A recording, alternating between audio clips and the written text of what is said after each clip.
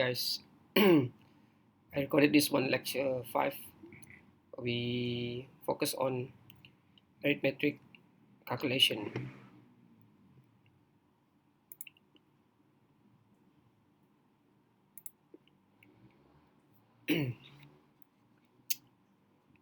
Okay, in this lecture, we're going to look at the assignment operator, arithmetic calculation, a basic one, and how to increment and decrement, and some of the compound assignment, type of arithmetic expression. We will see this one. I think this will straightforward because you know mathematical, and we also cover the mathematical library function, how to use it. This is built-in function, and we going to see random number. Random number is quite straightforward. Right. Okay, we go for assignment operator. Okay, if you look at this one, this is what we call assignment operator, like equal, but actually in programming not equal, but we assign value. Assignment operators are used to assign value to a variable. Okay, so remember that this is you assign value to the variable, whatever operator that you declare. Variable. Variable is where you put the value inside. The left side operand of the assignment operator is a variable. Okay, and the right side operand of the assignment operator is a value. Okay, so we will see this one. So just look at this one carefully. This one, single assignment, not equal like this one. This is, if you remember, is condition, or what we call is logic. This is if you double this one, meaning that this is equal. But this one is assignment. Okay, look at this one. Just copy paste this what call, or you can rewrite this code. This is what called a variable you declare. Remember, in programming, whatever before you do anything, you need to declare the variable. Num1 is the variable in one line. So what happened here? You assign. You hold num is like a, if I can say, this one is like a basket or something that can hold. Inside you put 9. How to put 9 inside? By this word called assignment. This is assignment. So you put 9 into the num, and then inside the num, also this one, you assign into 1. So if you print, the result will be the same, because you put 9 into num, and then you get the content of num, put it inside the num1. Okay, so when you print f, this one, this is very straightforward. Then you can play around. This is what we call assignment. This is the operator. Okay, basic arithmetic operators. Two types arithmetic operators in C. They call it unary and binary. Unary, you know, this is only one. Binary, there's two. All right. So unary arithmetic operators, this is only one: plus, minus, or plus plus. So this one, if you look at this one, this is decrement. Minus minus meaning a decrement by 1. Decrement. So unary plus, no effect on the result. Unary minus, reverse the sign of the operand to which is applied, meaning that this is negative. We know this one, this is a symbol. But if you look at this one, this is what we call a shorthand. If you look at this one, this is second plus 100 is actually, if you look at this one, this in programming is equivalent to second. You assign second, which is the same one, second plus 100. If you say second minus equal or assign 100, meaning that second and second is same variable, minus 100. So later in the example, you can see this is binary arithmetic operators require two operands. This is the what we call the operators: plus, minus, multiply, divide, and modulus. Modulus or remainder. Okay, look at this one. This is additive operator. Right, I think this is quite straightforward for all of you, right? Yes. So if you look at this one, assume that you assign 100 into first integer variable, okay, and then 7 into the second variable, and third you didn't assign anything. But if you do the operation over here first, for example, you do the assignment, the first variable, you plus with the second variable, meaning that 7 plus 100, okay, then you put all the operation over here into third, which is 107, and this one is minus, then end up you will see this is 107, this is 93, this is 700. Of course, this one is multiply and this is divide, and this is remainder, because 7 divided by 100, this is modulus, remainder. So always you get 2 over there, right? Okay, I think that one is straightforward. Increment and decrement operator. Okay. Plus plus is increment by 1. Minus minus decrement by 1. Okay. So look at this one. There's a two we call it postfix. Post meaning that from the word itself, post is after. Pre is before. Postfix meaning that the plus by 1 is happen after the certain operation, but the prefix plus count, if it is like this, is added first, then there is a followed by the before the operation. So you can see this one in very clear. It is an example. Look at this one example. Integer count 3. So you assign 3 into count. Okay. So when you print, you can try this one. When you print, all right, count plus plus in this particular line, because count plus plus is post. Okay, postfix, meaning it will not effective over here. When you print this line, the count is equivalent to 3. But after this line, meaning that the count plus plus is has been executed already. So meaning that after this line, you print again. So now count is become 4. Why 4? Because you print first, and then the next one is this one. Okay. So in second example, look at this one, right? Print plus count. So meaning that before you print this one, you add first, add 1 to number 3. So that's why you got answer is 4. Okay. When you print also, because you already added 4, then they will print 4. Okay. So this is post. Okay. Post meaning that after. Pre, before. Okay. Try it in programming. Play around with it. This is very important. And this one is if you go I don't have to explain this one because we already explained this one. So just copy paste this one and observe the output. Okay. Okay. Increment and decrement operators. Rules of increment and decrement operators. All increment and decrement operators are unary operator, and they require variable as their operands. So all of them are unary.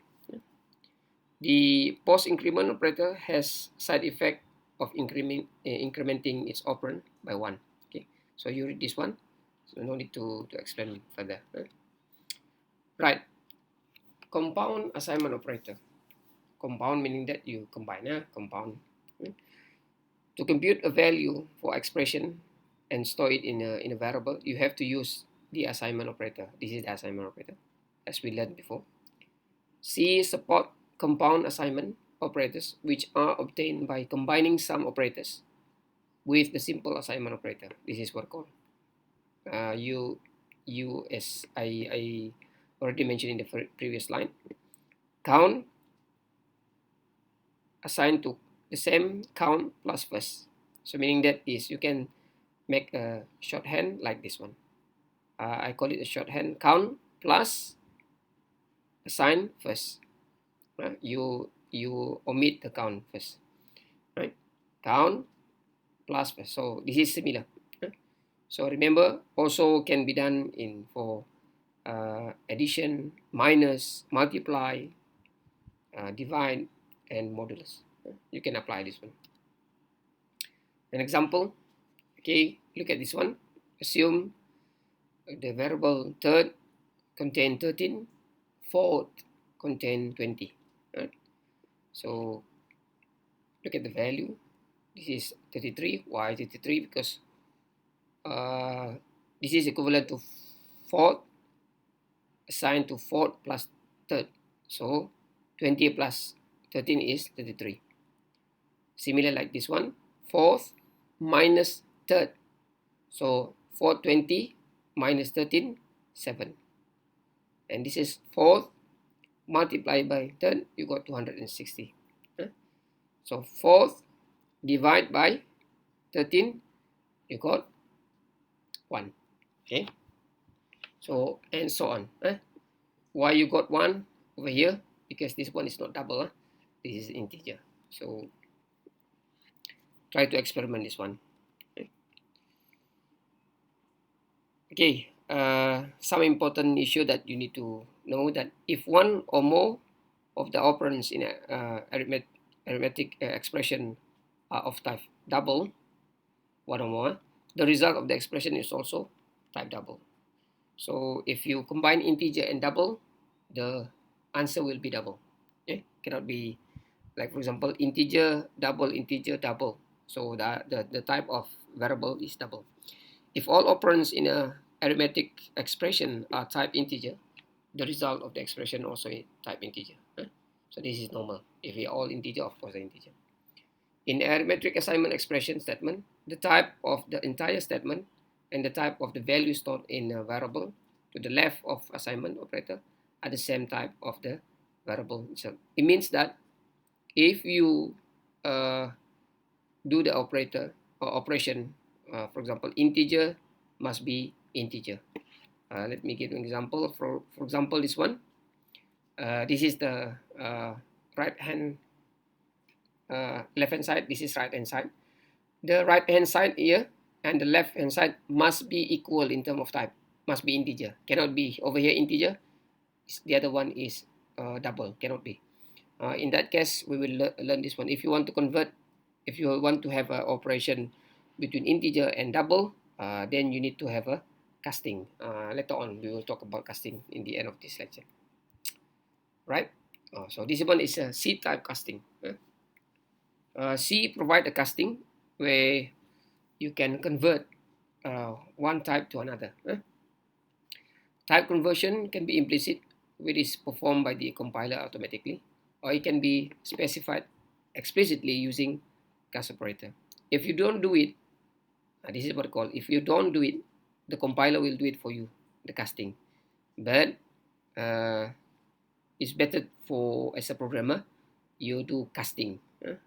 Casting meaning you convert into different type. So let me give you an example. For example, this is the what I call the rules or casting. Integer to unsigned to long, if you want to cast this one. Any implicit type of conversion made from a lower size type to the higher size type of as shown in this what I call diagram. So this is in terms of, you look at over here, this is a bigger size, this is a very small size. So casting must be from small to bigger, or you can reverse also can, but you will lose the value. All right. For example, this one explicit type conversion are requested in C using a cast operator. The name of the operator comes from the term typecast. Typecasting is another term for explicit type conversion. So never mind, you can read by yourself. A cast operator consists of data type and parentheses. So this is, look at this one. This is variable name, and this is the what we call syntax. Must have open bracket data type. Data type can be integer, float, character, what else? Double, long, long double, or unsigned integer. This is data type, and then close, close bracket. Don't forget, open and close, right? Okay, look at an example. So look at here, the declaration. We declare num1 as an integer, num2 as an integer. Okay, and num3 double, num4 is double. So double is floating point. When you do this one, num1 divide by num2, you put it in the num3. What happened? This is num1, number 1, 20 divided by 8, right? Divide by 8. So all of them declare as an what call integer. But you can look at this one. Number 3, as we mentioned before, the both side must agree data type. This should be double, and the other side also should be double. But here, this is what called the compiler convert this one into double. Okay, to double. So you can see the result 2.0, 2.000. Truncate all the things into what is the left here. They will what called because num 120 divided by 8, actually there is a pointing, point something. But because of you let the compiler to convert it into double, then they truncate decimal point. So that's why you got 2.00. The next example over here, num1 divide by num4, which is num4 is double, and this is number 1 is integer. So as the rules that we learned before, if there is integer and double, they will took double one. So no problem. Num3 is and num4 is double. So when you divide this one, what happened?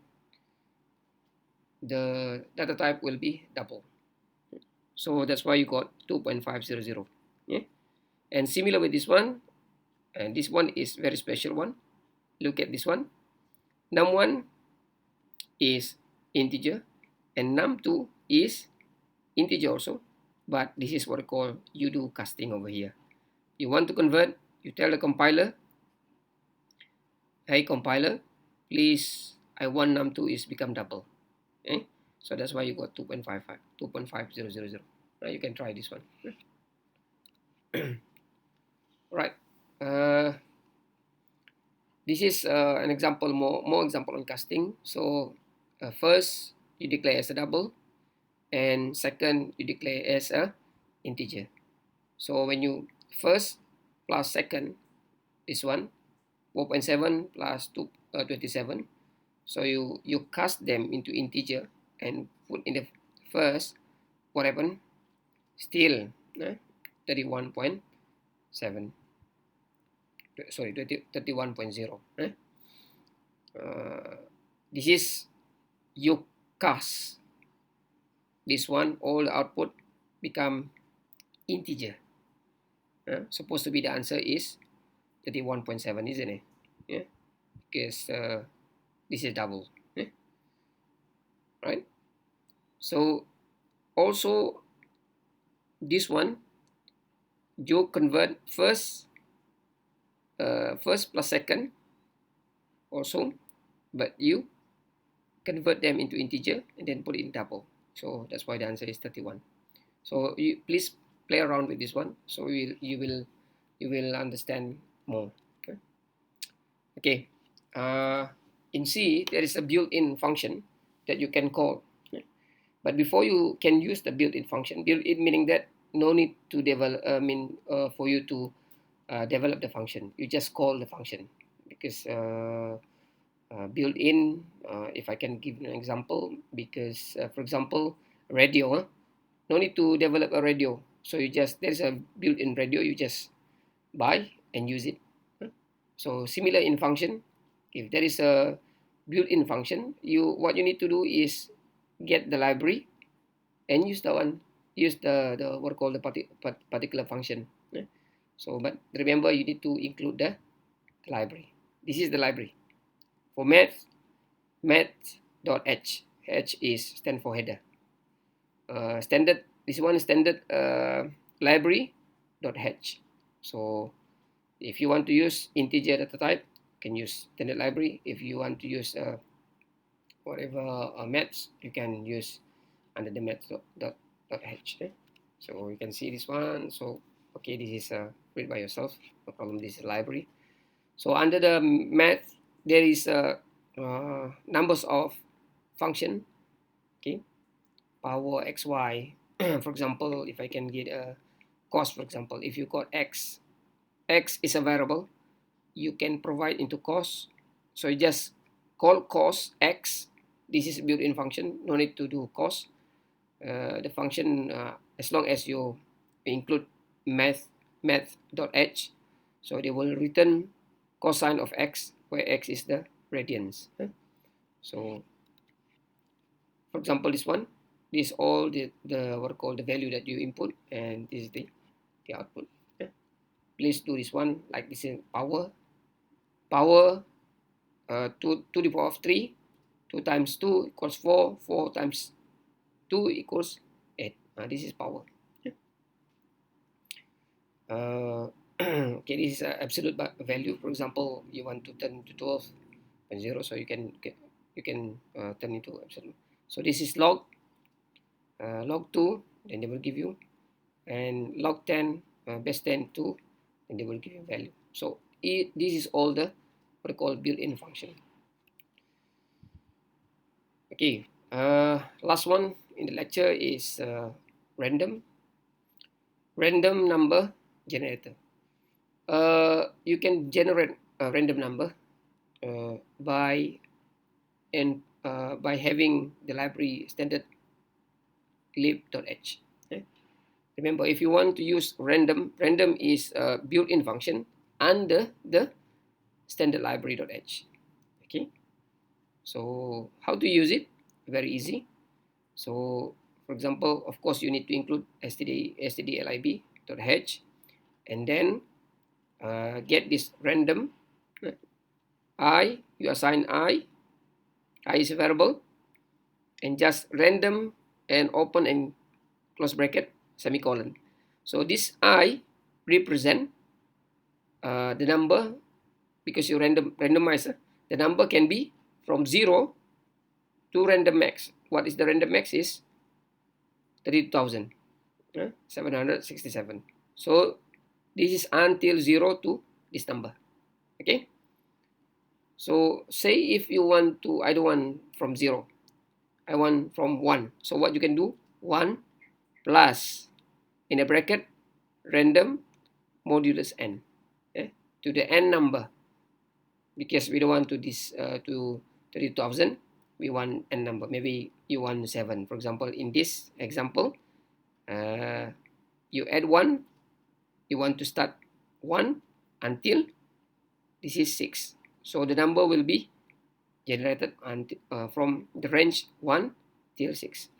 Okay, let's look at the example. For example, rolling a 6-side dice. So meaning that you have a 6 side of dice. So meaning that the possibility can be 1, 2, 3, 4, 5, 6, or maybe 3, or maybe so random. So how to solve this problem? In a programming, you can assign this one 1 plus random modulus 6. So meaning that you want to have the range of number is between 1 to 6. Look at the example over here. We just copy paste this one. So the first rolling, we don't know because this one is random number. If every time you generate, you run the code, it will generate different number. So have a try. You can this is the possible number that you can get because it's based on the computer. your CPU. So if you run, your friend will have different number, you will have different number, and when you run it over the time, is a different number. So okay, this one is also this is the previous one. You can see this one 6 6 6 6 5 5 6 5 6 5 6 6 5 5. Okay, it seems like it's repeating even though you produce a random. So how to solve that one? So you can put the seeds, the number, the random number generator. So you can, every time you execute, use a different seed random. Before this, you don't have that. Look at this one carefully. The difference is I got this as random. As random meaning that I using different seed, so that when I run this one in the 6 times, it will produce a different number. Look at an example. The previous one you got 6. This one is 4 5 2 3 3 5. When you run this one first, and then you run the second one, 2 4 2 4 4 5. You run again, 2 1 2 3, a different number. Why? Because of this line of code. You have a seed. So for this one, different seed. This one, different seed. So you have the fully random. Right. So you can test yourself for this one. Do an exercise. If you have problem, just let me know. Transfer this one. And I think with that, thank you very much. I hope you enjoy the offline lecture. So if you have any question, you just email me or WhatsApp me. Be specific. Okay, thank you very much. Bye.